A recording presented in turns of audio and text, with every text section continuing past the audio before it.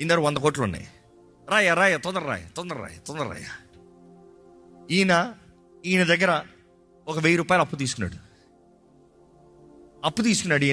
ఈయన దగ్గర నుండి ఎవరి మీద బాస్ అయ్యారు? ఈయన మీదకి బాస్. ఈయన దగ్గర 1000 రూపాయలు లేవు. ఈయన ప్రతిరోజు నా డబ్బులు టార్చర్. ఈయన ఏమైపోయాడు? బానిస అయిపోయాడు, ఇసిగిపోతున్నాడు. ఈరోజు 1000 రూపాయలు అంటే 1000 రూపాయలే కదా అనొచ్చు. ఓ 10 కోట్లు అనుకో, ఓ 100 కోట్లు అనుకో. అట్లాంటి స్థితిలో ఉన్నావు. ఎలా ఉంటావు? చచ్చిపోతాడురా అలాంటి స్థితిలో ఉన్నాడు. సడన్గా ఈయన కొరకు ఈయనకు ఒక 1,00,000 కోట్లు ఇచ్చి, 1,00,000 కోట్లు ఈయనకి ఇచ్చి, ఇదిగో ఈయన నా అకౌంట్లో వేసుకో.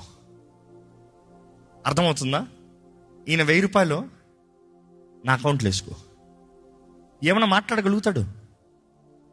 ఆయనే ఇవ్వాలి అని ఏమైనా చెప్పగలుగుతాడు? ఎవరిచ్చారు? ఆయన ఇచ్చారు.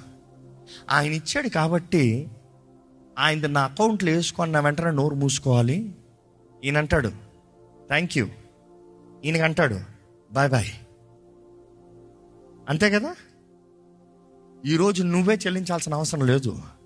ఆయన 2000 సంవత్సరాల ముందు చెల్లించినా కూడా ఆయన రక్తము the past, present and the ఫ్యూచర్కి కావాల్సినంత యేసు ప్రభు సంపూర్ణంగా చెల్లించాడు. నమ్మేవారు ఆమేన్ చెప్దామా?